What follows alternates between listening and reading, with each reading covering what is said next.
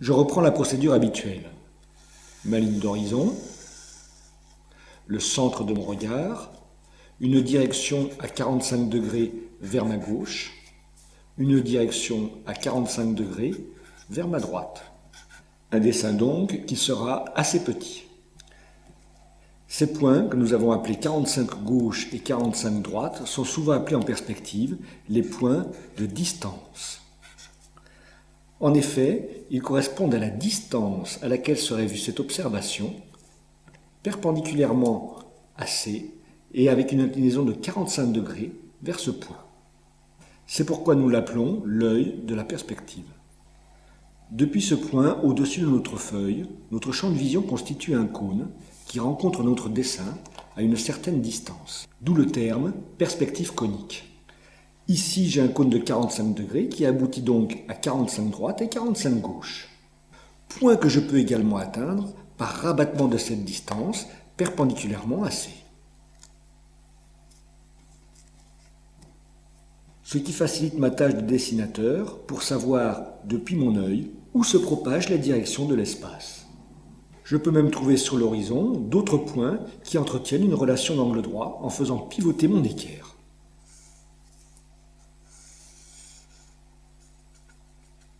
Ce point et ce point. Évidemment, mon dessin doit s'en tenir à cette zone, par rapport à ces deux points qui existent dans mon champ visuel. Ces deux directions, elles, n'ont aucun rapport avec l'endroit où je regarde.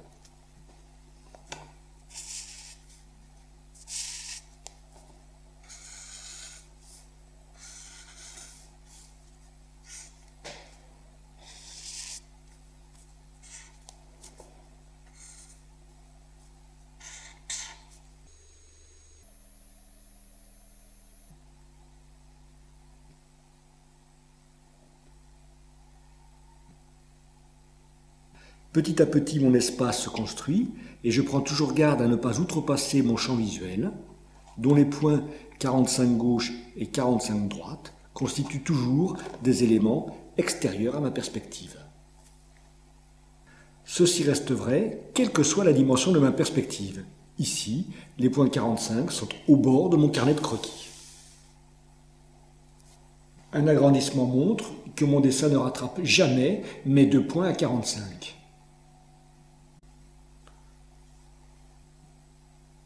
Par contre, si je modifie la dimension de mon dessin par rapport à ces deux points, à ce moment-là, je change l'aspect de ma perspective qui, toute proportion gardée, prend moins de place dans mon champ de vision. Donc, vu de plus loin.